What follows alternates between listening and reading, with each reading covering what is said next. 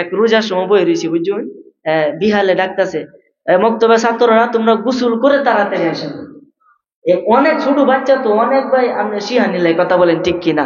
সবকিছু আপনার ছোট বাচ্চা থেকে তো শিক্ষা করেন। ছোট মানুষ একটা ছোট গাছ ময়লার মধ্যে হয়ে রয়েছে, এটা তো আপনি তুললে একটা ভালো জায়গা লাগান, বলেন গাছটা কি জেতা হইবে না মরে যাবো? জেতা থাকবো। আর যদি গাছটা বড় হয়ে পড়ে, যদি তুললে লয়ে যান তাহলে কি বাঁচবো না মারা যাবো? মারা যাবো। এই কারণে শুরু থেকে ভালো কিছু শিক্ষা করতে হবে। যদি বড় হয়ে আপনার শিক্ষা দিতে চান, ওই তো ডাইল ভাঙ্গে যাবো, নাহলে মরে যাবো। দূরেরটা একটু কথা বলেন ঠিক কিনা? এই জন্য বাবা আপনার সন্তানকে এখনই শাসন করেন। আপনি আমার পিতা মাতাকে কষ্ট দেন, আপনি পিতা মাতার বৃদ্ধাশ্রমে তৈরি আসেন, আপনি নিজের বিবি লইয়া ঢাকা শহরে বাড়ি করে ওইখানে থাকেন, কিশোরগঞ্জ শহরে থাকেন, এখানে আপনার মা একা একা পড়ে থাকে, নিজের কাজ নিজেকে করতে হয়, মাসে মাসে টাকা পাঠান। বাবা রে, মাসে মাসে টাকা পাঠানির থেকে যদি 3 সন্ধ্যা না খায়া মার খেদমত করতেন, মার কলিজাটা ঠান্ডা হইয়া যাইত। কথা বলেন ঠিক কিনা? এই জন্য বাবা মাকে ফালাইয়া বৃদ্ধাশ্রমে রাইখা আসবেন, আপনার সন্তানও এই টাইমে আপনাকে বৃদ্ধাশ্রমে রেখে আসবে। আপনার থেকে তো শিক্ষা হয় বলেন যে আমার বাবা যখন এই বয়সে হয়েছে, আমার তো তৈরি লাগবে। কথা বলেন ঠিক? আসসালামু আলাইকুম ওয়া রাহমাতুল্লাহি ওয়া বারাকাতুহু। যাই হোক, আমি আমার মূল আলোচনার মধ্যে চলে যাব। আমি শুরুতে আপনাদের সামনে একটি ছোট্ট আয়াতে কারিমা তেলাওয়াত করেছি। আল্লাহ পবিত্র কোরআনে বলছেন, ওয়াকাদা রাব্বুকা আল্লা তা'বুদু ইল্লা ইয়াহু। আল্লাহ আমাদের সকলকে উদ্দেশ্য করে এখানে বলতেছেন যে তোমরা কি করো? সে আল্লাহ পাকের ইবাদত করো। ওয়াবিল ওয়ালিদাইনি ইহসানা, এবং পিতা মাতার সাথে ভালো ব্যবহার করো। এটা কইছে কে? আল্লাহ বলছে তোমরা কি করো? আমার ইবাদত করো, আমাকে ভয় করো, তার পাশাপাশি তোমরা পিতা মাতার সাথে ভালো ব্যবহার করো। এমন ব্যবহার করো না যে তারা কষ্ট পেয়ে শব্দটা বলে। আল্লাহ কয়ে দিছে, আর আমরা কত শয়তানি করি বাপ মার সাথে, 10 টাকা না দিলে 10টা টাকা, 10টা আরে যাচ্ছে। এই যে কষ্ট পাইলো পিতা মাতা, এই কষ্টের প্রতিদান কিন্তু আপনাকে দুনিয়ার মধ্যেও পাইতে হবে, আখিরাতেও পাইতে হবে। নবীজি বলছেন যে ব্যক্তি পিতা মাতাকে কষ্ট দিল, সে ব্যক্তি আমি নবীর উম্মত বলে গণ্য হবে না। নাউজুবিল্লাহ বলে। আজকে আমাকে কমিটি বিষয় দিয়েছে পিতা মাতার খেদমত। আসলেই তো আমরা পিতা মাতার খেদমত থেকে এখন দূরে সরে গেছি বাবা। যার কারণে আপনি দুনিয়ার মধ্যে আসছেন, যে না আসলে আপনি আসতেন না, যে না হইলে আপনি হইতেন না, সেই পিতা মাতাকে আপনি কষ্ট দেন। আপনি কেমন সন্তান? কেমন সন্তান? আর ভালো সন্তান হইব কইতে, যদি বাপ বালা থাকে পুত্র মেতে ভালো হইব। কথা কন ঠিক কিনা? এই জন্য গাছ বালা যার, ফল বালা তার।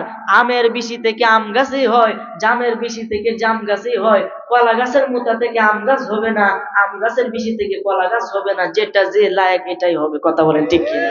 আরে কথা বলেন ঠিক না বেঠে? এই জন্য আমার ভাইরা, বাবারা, বন্ধুরা খুব মনোযোগ দেন। আরে বাপ মা যদি ভালো হয়, ফুত তার এমনিতে ভালো হইব।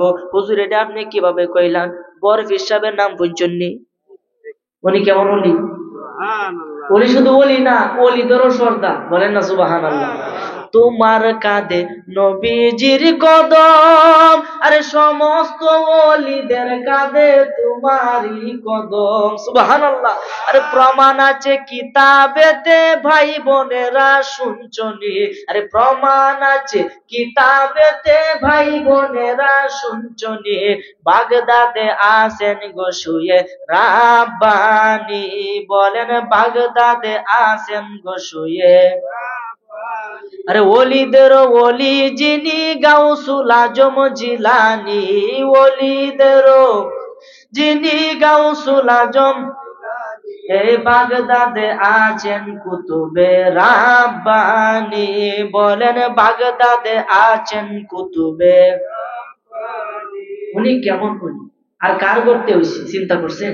উনি জন্ম হওয়ার পরে 18 পারা কোরআন শরীফ মুখস্থ করে আইছে। উনি কেমন? আব্দুল কাদের জিলানী বাবা, খুব মনোযোগ, আমি আলোচনার ভিতরে ঢুকে যাইতেছি রে বাবা। একটু মনোযোগ নষ্ট করবেন, আপনি আমার কথা বুঝবেন না, সকালে উঠতে গালি দিবেন না।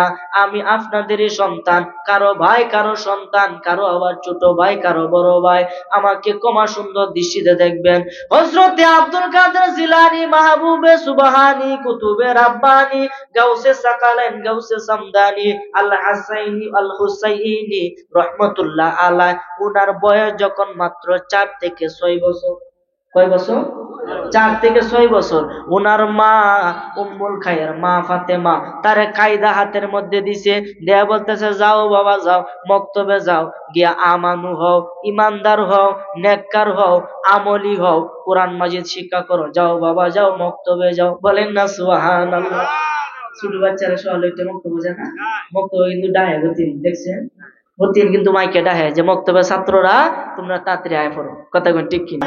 এই জন্য আব্দুল কাদের জিলানীকে যখন মক্তবের মধ্যে পাঠাইলো, আব্দুল কাদের জিলানী যা হুজুর ডাক দিয়ে কই, এদিকে আসো। বাবা তোমার নাম কি? আমার নাম হলো আব্দুল কাদের।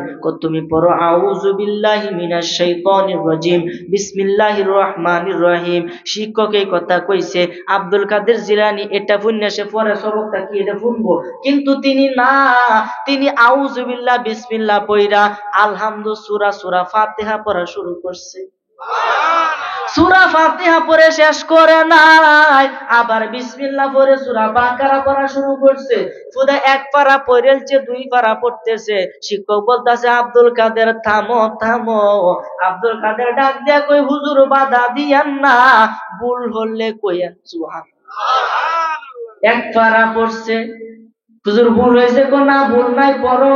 2 পারা পড়ছে, কোনো ভুল নাই। 3 পারা, 4 পারা, 10 পারা, 15 পারা, 16 পারা, 17 পারা, 18 পারা পর্যন্ত পড়ছে। 18 পারা পর্যন্ত পড়ে বলতেছে, হুজুর ভুল হয়েছে নি। সুবহানাল্লাহ। বলতেছে, বাবা রে একটাও ভুল হয় নাই। তুমি কোন মাদ্রাসা থেকে এই পড়াটা পড়ছো? এত সহি শুদ্ধ এত সুন্দর পড়া তো আমি জীবনে শুনি নাই। তুমি কোন মাদ্রাসা থেকে এই পড়াটা পড়ছো? আরে দেখেন, যদি গাছটা ভালো হয় ফলটা তো এমনি ভালো হবে। আব্দুল কাদের জিলানী ডাক দিয়া কই, উস্তাদ গো, আমি তো কোনো মাদ্রাসায় পড়ি নাই, আমি কোনো মক্তবে পড়ি নাই, ভার্সিটিতে পড়ি নাই। আমার শিক্ষক হচ্ছে স্বয়ং আমার মা। আমার মার রক্তের মধ্যে কোরআনের তাসির ছিল। আমার মা আমাকে গর্বে লইয়া কোরআন মাজিদ তেলাওয়াত করতো। আমার মা আমাকে নিয়ে সব সময় আল্লাহর কাজে ধ্যানে মগ্ন থাকতো। আমি যখন এই দুনিয়ার মধ্যে জন্মগ্রহণ করেছি, ওই দিন ছিল রমজানের প্রথম দিন। ওই দিন আমি আইসায়, আমি মায়ের বুকের দুধ খাই নাই। আমি এই পৃথিবীতে আইসায় রমজানের প্রথম রোজা পালন করছি। রমজানের ওই প্রথম দিনে তোমার শুভ জন্ম হয়, জন্ম হয়ে দুগ্ধ খাও না, তাতে তোমার রোজা হয়। কেউ জানে না চাঁদের খবর, কেউ জানে না চাঁদের খবর, জানে গাউসে সামদানি। তোমারই নামের গুণে আগুন হইয়া যায় পানি। হাই বড় পীর আব্দুল কাদের, মা জননী কুরআন পড়ে গর্ভেতে রেখে সন্তান 18 সিপারা কুরআন মুখস্থ করিয়া যান। সুবহানাল্লাহ বলেন। মাই জানে না ছেলের খবর, মাই জানে না ছেলের খবর, হইয়া গর্ভধারিণী। তোমারই নামের গুণে আগুন হইয়া যাই পানি। একটি জবান বন্ধ রাখিবেন না। বিদায় বেলায় সকলে একবার চিৎকার মেরে বলেন না সুবহানাল্লাহ। কেমন মায়ের সন্তান আব্দুল কাদের। আর আমরা কি ডিজিটাল? সন্তান ফেরত এই কার্টুনটা বহর, সিনেমাটা গেছা, সন্তানটা দেখতেছে না, শুনতেছে না, সব দেখতেছে শুনতেছে। কেন? আপনার ফেটের ভিতরে তো আপনি কি করতেছেন সবকিছু এইভাবে শিখবো। বলেন না সুবহানাল্লাহ। ভালো কাজ করলে ভালো কিছু পাইবেন, খারাপ কাজ করলে আপনার সন্তান খারাপ হইব। যতই তেল মাজন কুকুরের লেজ কোনদিন সুজি হয়েছে দেখছেন? এক সাধক আর কি, এটা কই আমি আলোচনা যাই। এক সাধক এমনি দৈত্য সাধন করছে। সাধনা কিন্তু আছে, জিন সাধনা করা, পরি সাধনা করা, এবারে যারা কবিরাজ করে তাদের কিন্তু সাধনা আছে। তো এই সাধনা করছে এক দৈত্য। দৈত্য যখন সাধনা করছে, এক বুঝতে মারা দৈত্য সঠিক টাইমে হাজির।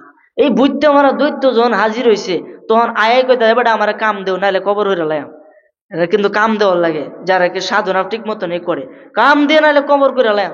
ও কাম দিতাম তখন তার কাম দে 1 মিনিটের ভিতরে সব করে না। সুবহানাল্লাহ, 1 মিনিটের ভিতরে সব করে না। ও কাজ দে কাজ দে, আরে এত আর কাজ ফানা বিষয় অহন আর কি রে, ও কাম দে নাহলে কল্লা তৈতাম না, তাড়াতাড়ি কাম দে। বলতেছে অহন অহন কি হরাম, লাস্টে অনেক চিন্তা হয়ে কইতাছে ও ভাইছি একটা, এই তো আমার বাড়ি একটা কুকুর, ক দেখছি এই যে কুকুরের লেজটা এটা সুজা হরো, সুবহানাল্লাহ, এটা সুজা হরো যদি মারো তুমি কত কামিয়ার বেটা, এটা সুজা হরো। এই যে বেটা ডলতাছে তেল দে, আর তো কাম আরো 3 বিঘা দে। এমন কই ফেসো পড়ছে কি পড়ছে না, এবার 1 সপ্তাহ গেছে এরপরেও কি কাম হয় না। লাস্টে কইতাছে হুজুর আমারে মুক্তি দে, আমারে বিদায় দিন, আমি আর পারছি না। তার মানে বুঝা গেছে দৈত্য দ্বারাতে কুকুরের লেয়া সোজা করা সম্ভব হয় না। এই কারণে যেই পিতা মাতা খারাপ কাজ করে, যেই পিতা মাতা অন্যায় ভাবে বিবাহ বন্ধনে আবদ্ধ হয়, যেই পিতা মাতা হারাম রিলেশন করে বিবাহ বন্ধনে আবদ্ধ হয়, এক ইমাম শাফি থেকে যিনি এটার আমল করছে একটা মাসালা, যে কি বলে কোনো মহিলা যদি পিতা মাতার অনুমতি ব্যতীত তাদের মনে কষ্ট দিয়ে বিবাহ বন্ধনে আবদ্ধ হয়, মানে যে বাকি থেকে জায়গা বিবাহ বন্ধনে আবদ্ধ হয়, তার বিবাহ বাতিল বাতিল বাতিল 3 বার কইছে। তাহলে বিবাহটা ওই অনুরোধ না, তার ভিত্তিতে বালা সন্তান হইব, হ্যাঁ তার আরো বেশি কষ্ট দিয়ে আরেক বেটার সাথে সেই কথা বলেন ঠিক কিনা। এই জন্য বাবা সমাজটা নষ্ট হয়ে গেছে একটা টাচ মোবাইলের কারণে। কথা বলি না রে, টাচ মোবাইলের কারণে সমাজটা অনেকটাই নষ্ট হয়ে গেছে। হুজুর এটা কি কইতাছেন, মিডিয়ারা আইছে টাচ মোবাইল দিয়ে তুললে আপনারা ছাড়বো, আমরা তো টাচ মোবাইলেই দেখবো। বাবারে সব কিছুর একটা ভালো দিক আছে, একটা খারাপ দিক আছে। মানুষের মধ্যেও 2টা দিক আছে, একটা হলো ভালো দিক আর একটা হলো খারাপ দিক। একটা হলো ভালো মানুষ আর একটা হলো খারাপ মানুষ। আপনি যদি মোবাইলটা ভালো পথে চালান আপনার জন্য মোবাইলটা হবে মঙ্গলজনক, আর যদি মোবাইলটাকে আপনি খারাপ পথে চালান এই মোবাইলটাই তোমাকে জাহান্নাম পর্যন্ত পৌঁছে দিবে। কথা বলেন ঠিক কিনা। এই জন্য আমার ভাইরা বাবারা বন্ধুরা, ওই আব্দুল কাদের জিলানী কেমন মায়ের সন্তান রে দেখেন। হুজুর ডাক দিয়া কয় আব্দুল কাদের তুমি কোথায় থেকে সুন্দর পড়া পড়েছ? ডাক দিয়া কয় হুজুর গো আমি তো কোনো মাদ্রাসা ভার্সিটি ইউনিভার্সিটি পড়ি নাই, আমি আমার মায়ের কাছ থেকে শিখছি। আমি যখন জন্মগ্রহণ করেছি তখন আমার মা আমাকে ডান স্তন আমার মুখে দিয়া 9 পারা কোরআন মাজিদ পড়তো, বাম স্তন মুখে দিয়া 9 পারা কোরআন শরীফ পড়তো। 9 দোকানে কত হইলো? 18 হইলো। আমার মা আমাকে প্রতিদিন কোরআন মাজিদ তেলাওয়াত করে আমাকে ঘুম পাড়াইতো। সুবহানাল্লাহ বলেন। আমি শুনতে শুনতে 18 পারা কোরআন শরীফের হাফেজ হইয়া গেছি। আল্লাহু আকবার বলেন। আরো জোরে বলি ইয়া রাসূলুল্লাহ, উচ্চ আওয়াজে বলি ইয়া ওলি আল্লাহ। আমরা দেশের মারা কেমনে ঘুম পাড়া, ঘুম পাড়ানির মাসি পিসি মাসির বাড়ি এসো, খাট নাই ফ্রি নাই চোখ পেতে বসো। আচ্ছা এটা কোনো কথা হইলো? হ্যাঁ এদের কোনো কথা? এটা তো মিস কথা না, বর্তমিশি শুনতে বড় হইলে এটা কি হইব? কথা বলেন ঠিক কিনা। এই জন্য মিথ্যা কথা বলা যাবে না। ছোট বাচ্চাকে আপনি আল্লাহর কথা বলবেন, কোরআনের কথা বলবেন, সে আস্তে আস্তে দেখবেন আচ্ছা বাবা কি শব্দটা প্রথম সে বলতে পারে। আস্তে আস্তে আপনি যখন বাবা ডাকেন তখন সে বাবা ডাকে। কথা বলেন ঠিক কিনা। আপনি ডাকার পরে ডাকে। এই জন্য বাবা ছোট বাচ্চাকে আপনি যাই শিখাইবেন সে তুতা পাখির মতো তাই শিখবে। কথা বলেন ঠিক কিনা। এই জন্য আমার ভাইরা বাবারা বন্ধুরা, ওই আব্দুল কাদের জিলানী কেমন ওলি, ওনার জিন্দেগি যদি ওনার জীবনে যদি আমি বলতে চাই আমার সাধ্যে কোলাবে না। কথা বলেন ঠিক কিনা। কথা কিনা আমার সাধ্য কোলাইতো না। এই জন্য আমার ভাইরা বাবারা বন্ধুরা, ওই আব্দুল কাদের জিলানীর যুগে উনি যখন একটু বড় হইল, তার কথা চতুর্দিকে যখন ছড়িয়ে গেল, ওই সময় 2 জন ব্যক্তি ঝগড়া লাগছে। খারাপ লাগতেছে আপনাদের? খারাপ লাগলে কইবেন। ওই সময় 2 ব্যক্তি ঝগড়া লাগছে, এক হলো খ্রিস্টান আর এক হলো মুসলমান। এক খ্রিস্টান আর এক মুসলমান, 2 ব্যক্তি ঝগড়া লাগছে। ঝগড়া লাগার পরে ঝগড়ার বিষয় হচ্ছে নবী লইয়া। এই খ্রিস্টান ব্যক্তি কইতাছে আমরা নবী ঈসা আলাইহিস সালাম, উনি বলতো কুম্বি ইজনিল্লাহ, একটা মরা বেড়া উঠতে কারিতো। সুবহানাল্লাহ, এত ক্ষমতা আল্লাহ তারে দিছে। তখন মুসলমান ব্যক্তি কইতাছে আমরা নবী তোমরা নবী তো বড়, তখন কইতেছে হ্যাঁ এটা আমি মানবাম, তোমরা নবী যদি এতই বড় হইতো মাটির নিচে গেলে উফরে থাকতো, আমরা নবী তো উফরে গেছে গা, তো গেছে তো আমরা নবীর উম্মত লাস্টে আইবো, সুবহানাল্লাহ বলে। এই কথা শুনে বেটা টাইট হয়েছে, সর্বনাশটা করেছে, কি কয়, আচ্ছা আমরা নবী কইতো কুম বিইজনিল্লাহ, এটা কইতে মরা মানুষ উঠতে খারাপ হয়ে পড়তো, যেটা হয়ে পড়তো, তোমরা নবী কি পারতো? সুবহানাল্লাহ। আচ্ছা আমরা নবী কি পারতো না? যা বেড়ে দুই সারা যে ঘুরে তৈছি, নবীজি কইছে আয়া ভরো, আইসেনি? আবার কি খাসি দেখাইছে, এই যে বকরিটা দেখাইছে, কায়া কইছে হাড় গুঁড়ো একত্রিত করো, হাড় গুঁড়ো একত্রিত কইছে, বড়ি যে উঠে গেছে গা। নবীজি পারে কি পারে না? তখন এই যে নবীজি পারতো, এই কথাটা কিন্তু ওই মুসলমান ব্যক্তি জানা ছিল না। আমি কি সবকিছু জানি এটা কোনো দাবি করেন দেব?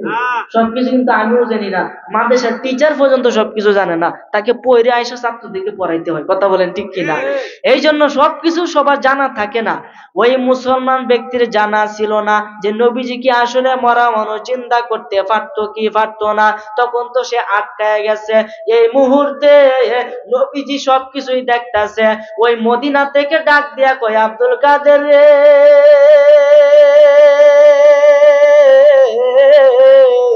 ওই আব্দুল কাদের তাড়াতাড়ি যা গিয়া দেখ ওই উম্মত, ওই নবীর উম্মতের কাছে আমি নবীর উম্মত হায়রা যাইতেছে, তুই তাড়াতাড়ি গিয়া এই সমস্যার সমাধান করে দিয়া।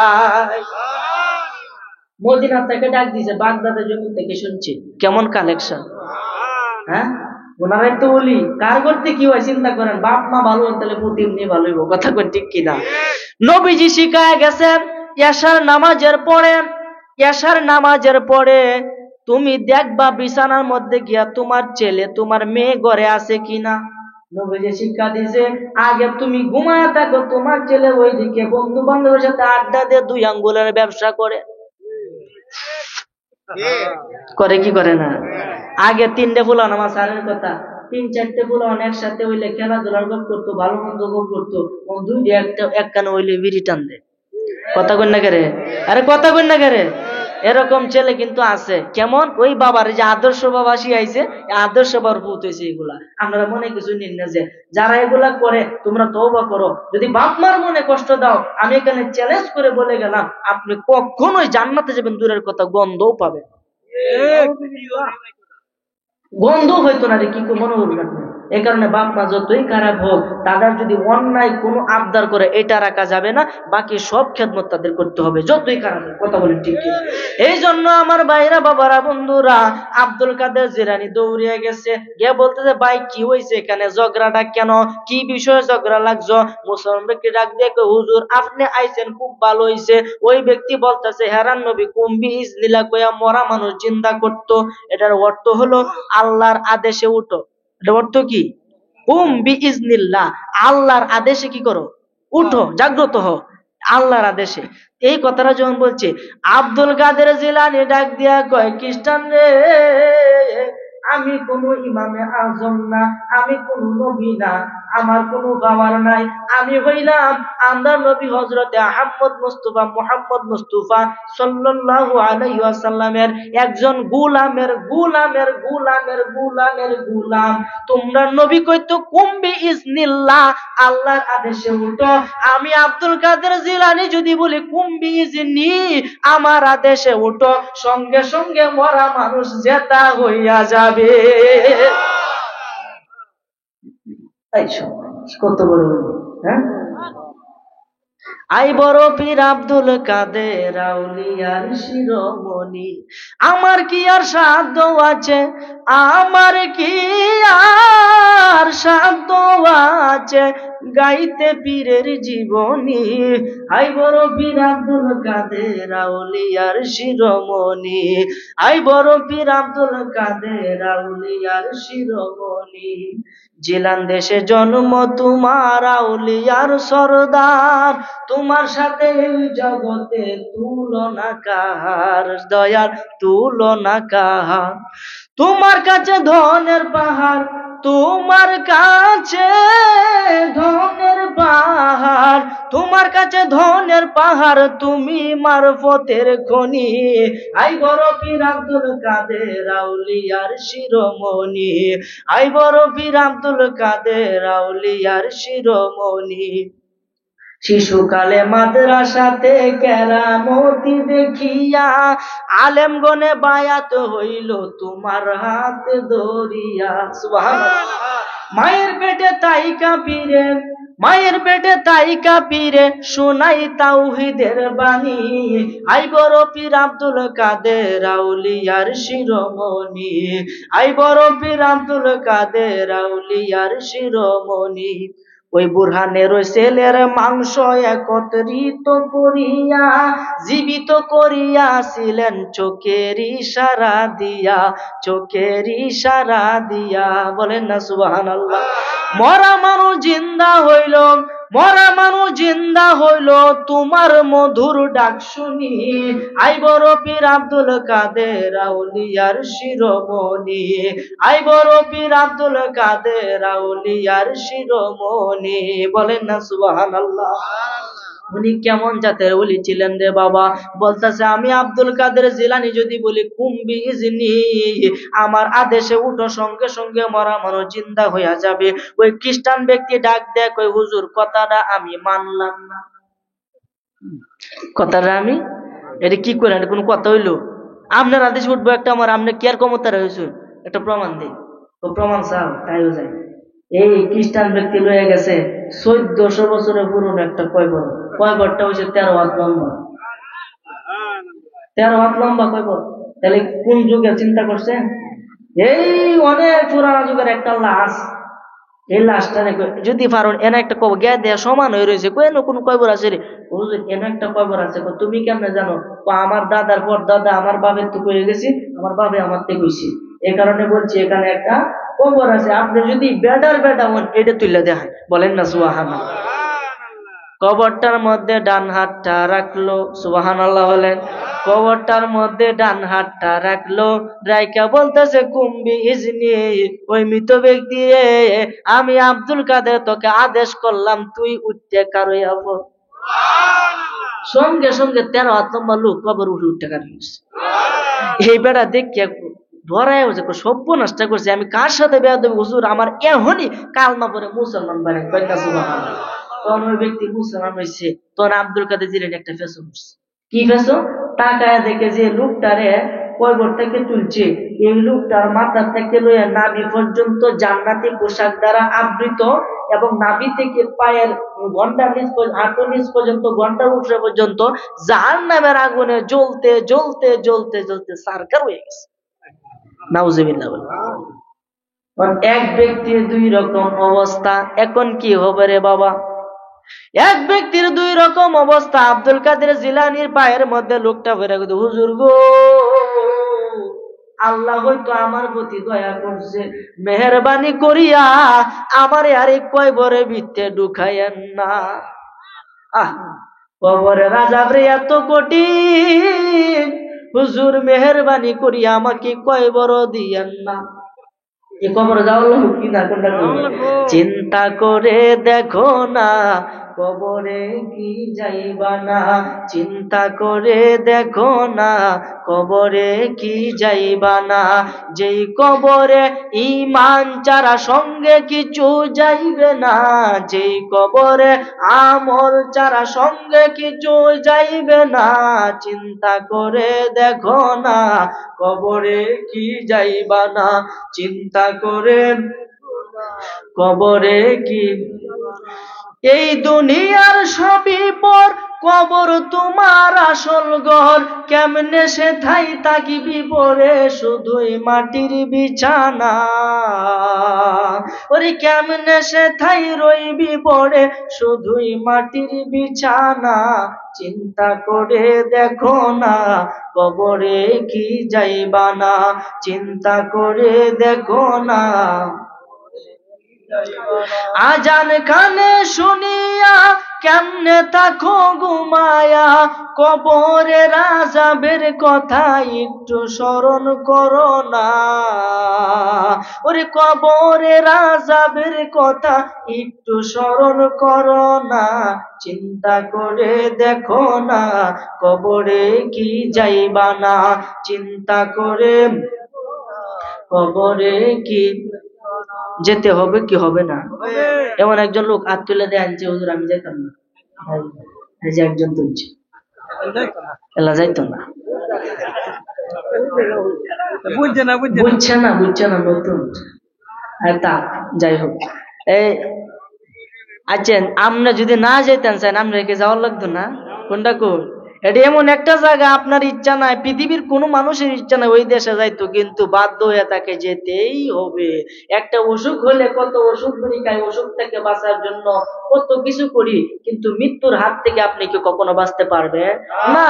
অথচ আমরা একটু চেষ্টা করলে কিন্তু জাহান্নামের আগুন থেকে বাঁচতে পারবো, কিন্তু আমরা বাঁচতে চাই মৃত্যুর হাত থেকে, যেটা কখনোই সম্ভব না। আর যেটা সম্ভব এটা আমরা করি। আমরা ওই যে এরকম বাঙালি, কথা বলেন ঠিক কিনা? এই জন্য বাবা দুনিয়ার প্রেমে পড়বেন না, কোনো মেয়ের প্রেমে পড়বেন না, কোনো গাড়ির প্রেমে পড়বেন না, বাড়ির প্রেমে টাকার প্রেমে পড়বেন না।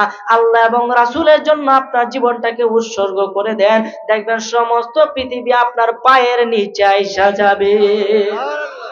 এই জন্য আমার ভাইরা, বাবারা, বন্ধুরা, ওই সময় আব্দুল কাদের জিলানী ডাক দিয়া কই, বাবা তোমার এই অবস্থা কেন? তোমার অর্ধেকটা হলো জান্নাত, অর্ধেকটা জাহান্নাম, এটার ব্যাখ্যা দেন। বলেন না সুবহানাল্লাহ। ওই ব্যক্তি চোখের পানি ছাইরা ডাক দিয়া কই, হুজুর গো, দুঃখের কথা আমি কি কইয়াম, আমি দুনিয়ার মধ্যে যখন ছিলাম আমি আমার মায়ের বড় খেদমত করতাম। সুবহানাল্লাহ। আমি আমার মায়ের বড় খেদমত করতাম। তাইলে তোমার এই অবস্থা কেন হইলো? তাইলে আপনার দুঃখের কথাটা শুনেন, আমার বাবা ছোট থাকতে আমাকে রেখে মারা গেছিল। আমার মা আমাকে অনেক কষ্ট করে লালন পালন করছে, অনেক কষ্ট করে লালন পালন করছে। কষ্ট করে লালন পালন করার পরে আমি বড় হইলাম, চাকরি হইল, আমার মা আমাকে বিয়ে করাইলো। নতুন বউ ঘরের ভিতরে তুই, আমি যাই অফিসে চাকরি করার জন্য। যখন আমি যাই কাজ করার জন্য, বাড়িতে আমার মা এবং আমার স্ত্রী দুইজন, আর কেউ নাই, আমার ভাই বোন কেউ নাই, শুধুমাত্র এক বেটার এক পুত ছিলাম আমি। এই জন্য হুজুর, যখন আমি অফিস থেকে একদিন বাড়িতে আসতেছি, দিনগুলা ভালো যাইতেছে, হঠাৎ করে একদিন আমার স্ত্রী আমার কানের মধ্যে মার নামে বিষ ডাললো। মার নামে এমন বেডি আছে না নাই? বাংলাদেশে তো বিচায় শতকরা 100-র মধ্যে 90টা ভাই মা আছে না নাই? আইরে, পিতা মাতাই তোমাদের জন্য জান্নাত, পিতা মাতাই তোমাদের জন্য জাহান্নাম। যদি করো খেদমত পাইবে তুমি জান্নাত, যদি করো তাদের অপমান, তাদের অবাধ্যতা, তাহলে যাইতে হবে ফি নারি জাহান্নাম। কথা বল ঠিক কি? এই জন্য ওই লোকটা যখন বলতেছে, হুজুর আমার তো এই অবস্থা, এটার কারণ একদিন আমার বিবি আমার কানের মধ্যে মন্ত্র দিছে যে তুমি যখন বাড়িতে থাকো না, ওই সময় তোমার মা আমার প্রতি অত্যাচার করে, আমাকে ভালোভাবে খেতে দেয় না, আমাকে সব কাজ আমাকে দিয়ে করায়, তুমি তোমার মায়ের একটু বিচার করো। নাউজুবিল্লাহ বলে ফুতের কাছে বিচার দিতেছে, মার বিচার করতো। কতটুকু চিন্তা করেন, নিচা নামলে মানুষ এই কাজগুলা করে। তখন গেছে রাগের মাথা, হুজুর আমি ডানে বামে তাকাইলাম না, দৌড়িয়া গেলাম, রাগটাকে সামলাইতে পারলাম না, আমার এই পাটা দিয়ে আমি আমার মায়ের বুকের মধ্যে একটা লাথি মারলাম।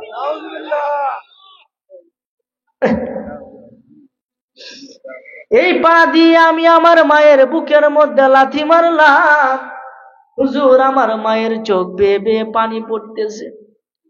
পানি যখন চোখ বেয়ে বেয়ে পড়ে, আর আল্লাহর কাছে কই, আল্লাহ তোমার কাছে বিচার দিলাম, সারাটা জীবন আমি যাকে লালন পালন করলাম, 10 মাস 10 দিন আমি যাকে গর্ভে ধারণ করলাম, করছে কি করছে না, এত কষ্ট আমি সহ্য করলাম, প্রসব বেদনা আমি ভুলে গেলাম, একটু চিৎকার শুনে, বাচ্চার একটু কান্না শুনে আমার প্রসব বেদনা, যে মৃত্যুর যন্ত্রণাটা আমি ভুলে গেলাম। ওই ছেলেকে আমি আমার বুকে জড়াইয়া, আমার বুকের দুধ পান করাইয়া, ওই ছেলেকে আমি বড় মাস্টার বানাইয়া একটা চাকরি করাইয়া দিলাম। এই ছেলের পিছে আমি অনেক খাটানি খাটলাম। অবশেষে আরেক বাড়ির একজন মেয়ের কথায়, তার নিজের বিবির কথায় আর কিছু তুই চিন্তা করলে না, আমার বুকের মধ্যে তুই লাথি মারলে, যা বাবা যা, আমি কিছুই বলবো না, এর বিচার আল্লাহই করবে। ঠিক না ঠিক? এই জন্য পিতা মাতাকে কষ্ট দাও, মুখ ফুটতে কিছু বলতে হবে না, অন্তরের ভিতরে যে কষ্টগুলা জমা আছে, এই কষ্টগুলা দেখলে আল্লাহর আরো সত্যি কাঁপে। নাউজুবিল্লাহ বলেন। এই জন্য পিতা মাতার মনে কষ্ট দেওয়া যাবে না। 10 মাস 10 দিন মায়ে গর্ভে দিছে ঠাই, রক্ত মাংস খাইয়া মায়ের ভবে আইলাম ভাই।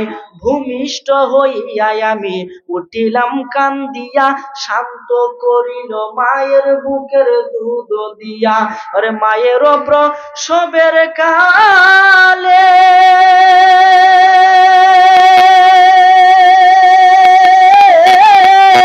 বুক বেসে যায় নয়ন জলে রে, ওমা সন্তানের লইয়া কুলে ভুলে প্রসব যন্ত্রণা। দুঃখের দরদি আমার জনম দুঃখী মা, গর্ভধারিণী মা, জনম দুঃখিনী মা। দুঃখের দরদি আমার জনম দুঃখী মা, দুঃখের জনম দুঃখী মা। ল্যাংরায়া তোর খানা খুরা হইলে পড়ে ছেলে, ধুলা যাইরা তবু মায়ে টান দিয়া লই কুলে। পুত্র যদি কুপুত্র হয় মায়ে নাহি ফেলে, হাজার দোষ রাখিয়া গোপন মায়ে তবু ভালে। অদম খলিল ভেবে বলে জান্নাত মায়ের চরণ তলে রে, ও তোরা দেখ বুখারী হাদিস খুলে করছে নবী ঘোষণা। দুঃখের দরদি আমার জনম দুঃখী মা, দুঃখের দরদি আমার জনম দুঃখী মা। কথা বলেন ঠিক কিনা? হাতে পায়ে তেল মাইখা মাই দিল শক্ত করি, প্রস্রাব পায়খানা আমি মায়ের কুলেই করি। তবু নামারা করিল বিজল গুয়ে মুতে, আমারে সুখ নাই রাখিয়া মাই তাকে ভিজাতে। আরে অসুখ হইলে দেখি চাইয়া আমার মাই রয়েছে বিছানাই বয়ারে, বলে আমায় আল্লাহ লইয়া যাও গো সন্তানের নিও না। দুঃখের দরদি আমার জনম দুঃখী মা, দুঃখের দরদি আমার জনম দুঃখী মা। কথা বলেন ঠিক কিনা? ওই মাকে যুবক কখনো কষ্ট দিও না।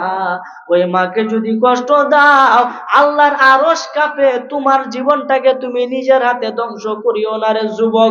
এই জন্য হযরতে ইব্রাহিম আলাইহিস সালাম যখন তার ছেলে হযরতে ইসমাঈল আলাইহিস সালামকে বলল, বাবা তুমি বিয়ে করো, তুমি বিয়ে করো। একজন থাকে সিরিয়া আর একজন থাকে মক্কায়, দুইজন থাকে দুই দেশে। যখন বিয়ে করলো, বিয়ে করার পরে তার বাবারে খবর দিল, বাবা আমি বিয়ে করেছি, তোমার পুত্রবধূকে তুমি দেখে যাও। এই কথা বলার পরে চিঠি পাইয়া হযরতে ইব্রাহিম আলাইহিস সালাম গেল তার ছেলের বউকে দেখার জন্য। আসলে কিরকম মেয়ে বিয়ে করেছে গেছে দেখতো, গিয়া দেখে বাড়িতে ইসমাঈল আলাইহিস সালাম নাই। ইব্রাহিম আলাইহিস সালাম ঘরের দরজার মধ্যে টোকা দিল, বাড়িতে কেউ আসেননি। তার বিবি ডাক দিয়ে কয় আসি। ও কেলা, ইসমাঈল কোথায়? ইসমাঈল কোথায় বলতাছে, কই আপনি আমার স্বামীর নাম ধরে ডাকতেছি, আপনি তো সাহসটা কম হইছে না?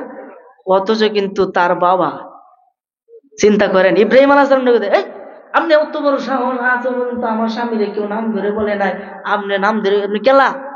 হ্যাঁ, দরজাটা একটু খুলো, আমি তার সাথে একটু কথা। সে কোথায় গেছে? কয় বাইরে গেছে। ও বাইরে গেছে, দরজাটা খুলো। না ঘরে কেউ নাই, দরজা খুলন যেত না।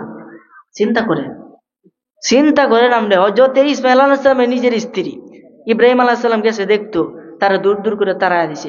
লাস্টে কথা যাচ্ছে আমি চলে যাব, কিন্তু ও বাড়িতে আসলে আমার কথা বললেন, আর বললেন ঘরের দরজাটা ভালো না, যাতে ফালদা এখানে, ঘরের চৌকাঠটা ভালো না, যাতে একটু ফালদা ঘরের চৌকাঠটা। মানে এটা এত মনে হচ্ছে ঘরের দরজা মনে হয় কইছে। এটা কয়ে অনেকক্ষণ পরে যখন সে চলে গেছে, হযরতে ইসমাঈল আলাইহিস সালাম আয়া গন্ধ শুকে, কিরে আমার বাবার মতো গন্ধ করে। সুবহানাল্লাহ, কেমন প্রেমিক! অথচ দুইজন তাই দুই দেশ, কেমনে সম্ভব? এটা অন্তরে অন্তরে একটা মিল আছে কিনা?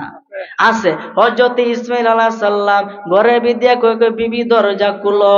বিবি যখন দরজা খুলছে কই বিবি মিথ্যা কথা বলিও না, ঘরের ভিতরে আমাদের বাড়িতে আজকে কে আসছিল সত্য কথা বলো। তো কে আবার আসবে? একটা বুড়া এসেছিল। ও না না না, এটা বুড়া না, এটা নিঃসন্দেহে আমার বাবা।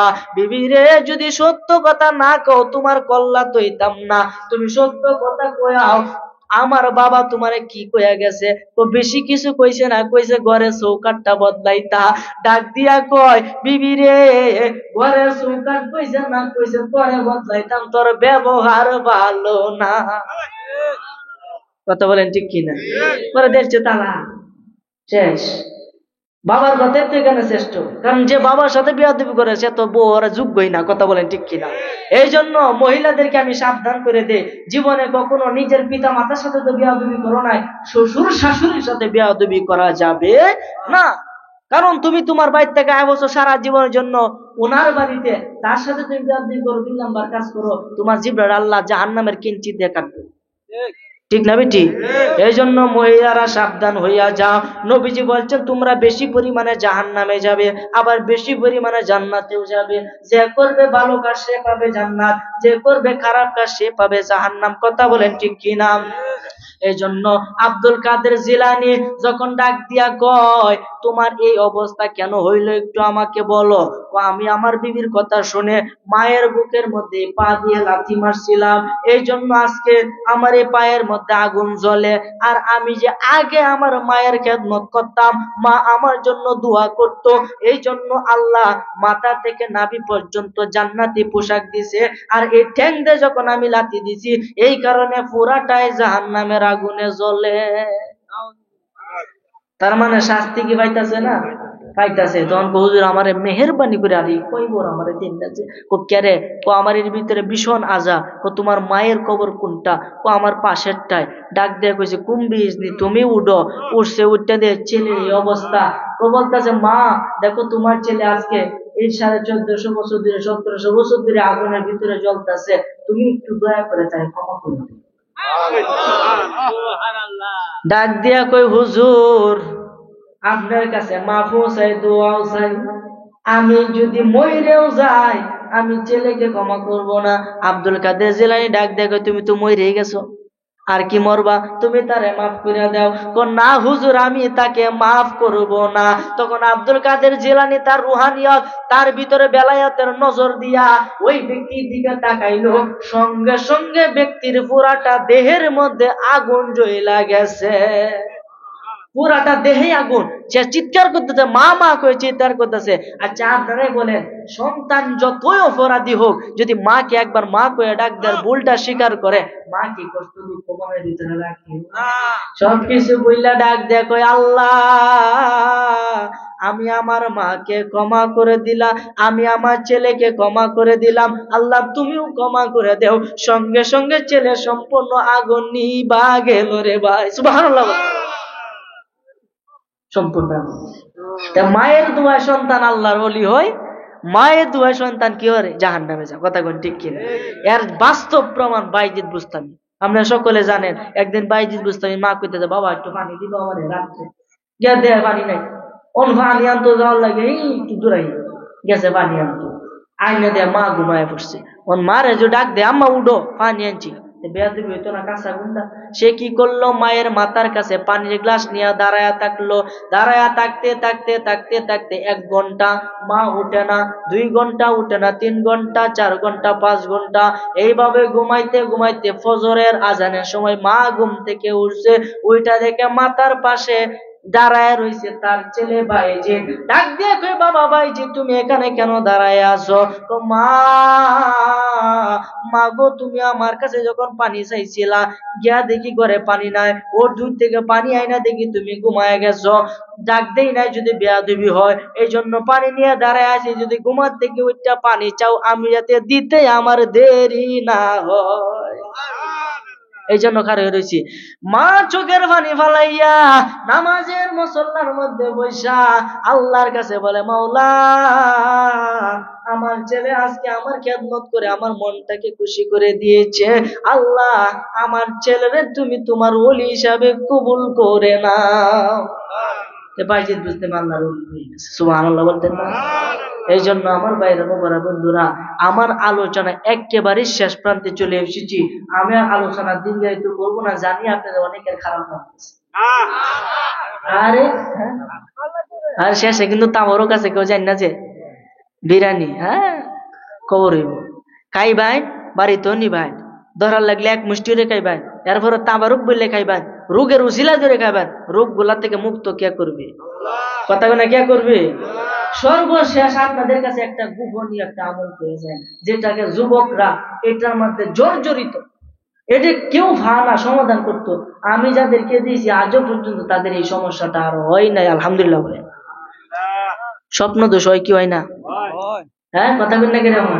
যুবকরা যারা আছে আনে বানে ঘুরিয়া, এরা কিন্তু উপায় নাই। এরা সারা সব বনাস পজার থাকলেও ঘুমো থাকলো। কথা বল ঠিক কিনা? এই ঘুমো থাকি কিভাবে আপনি সমস্যার সমাধান করবেন? এই যে ঘুমোনা থেকে পাপ করতেছ, সবকিছু কিন্তু ভিডিও রেকর্ডিং হইতেছে রে যুবক। তোমার মান সম্মান প্লাস্টিক বানাইলো কিন্তু। এই জন্য তওবা করো, কাটি দিলে তওবা করো। আল্লাহ বলছে যদি কেউ তওবা করে এক ফুটা পানি চোখ দিয়ে বাইর করতে, আমি আল্লাহ তার মাথার চুলের আঘাত থেকে শুরু করে পায়ের পাতা পর্যন্ত পুরা দেহের গুনাহ মাফ করে তারা নিষ্পাপ মাসুম বাচ্চার থেকে নিষ্পাপ বানায় দেয়। তাহলে কি মনে করেন আল্লাহ কি পারে কি পারে না? এই জন্য আল্লাহর কাছে কান্নে একটু তওবা করবেন। এই স্বপ্ন দোষ কাটার জন্য আপনি রাত্রে ওযু কইরা, আমি যে কইতাছি আমি কিন্তু আবার করতে, যদি দরকার লাগে তাহলে করাম, আর ধরা না থাকে করার দরকার আছে ইনশাল্লাহ আমি এগুলা ইনশাল্লাহ। আচ্ছা আপনারাই করেন কি? ওযু করবেন, কইরা আপনি যেখানে ঘুমাবেন ওইখানে গিয়ে বসবেন। বৈশা কয়েকবার আস্তাগফিরুল্লাহ পাঠ করেন, ইস্তিগফার, আস্তাগফিরুল্লাহাল্লাযী লা ইলাহা ইল্লা হুয়াল হাইয়ুল কাইয়্যুম ওয়া আতুবু ইলাইহি লা হাওলা ওয়ালা কুওয়াতা ইল্লা বিল্লাহিল আলিয়্যিল আযীম। এই কথাটা কয়েকবার পাঠ করিয়া নবী পাক সাল্লাল্লাহু আলাইহি সাল্লামকে আপনি কয়েকবার দুরূদ সালাম পেশ করবেন। সাল্লাল্লাহু আলাইহি ওয়াসাল্লাম এটা পড়তে পারেন, সাল্লু আলাল হাবিব সাল্লাল্লাহু আলা মুহাম্মদ সাল্লাল্লাহু আলাইহি ওয়াসাল্লাম, এইভাবে পড়তে পারেন। আরো অসংখ্য দুরূদ আছে, 11 বার দুরূদ শরীফ পড়বেন। কইরা আউযু বিল্লাহ বিসমিল্লাহ সহকারে 7 বার, যুবকরা মনে রাখো, নোট করে রাখো, রেকর্ড করো, 7 বার আয়াতুল কুরসি পাঠ করবে। 7 বার আয়াতুল কুরসি। এবার 7টা দিকে ফু দিবেন। সর্বপ্রথম একবার পরে ফু দিবেন ডান দিকে, আরেকবার পরে বাম দিকে, আরেকবার সামনে, আরেকবার পিছনে। কবে রইল? রাহুল নেয় কবে রয়েছে? একবার পরে উপরে, আরেকবার পরে নিচে। কয়বার হইল? 6 বার। আর একটা হয়েছে আপনার মাথার থেকে লয়ে ভাও পর্যন্ত ফোরাটা মানে নারে তাকবীর, নারে তাকবীর, নারে তাকবীর, নারে রিসালাত, প্রধান অতিথির আগমন, প্রধান অতিথি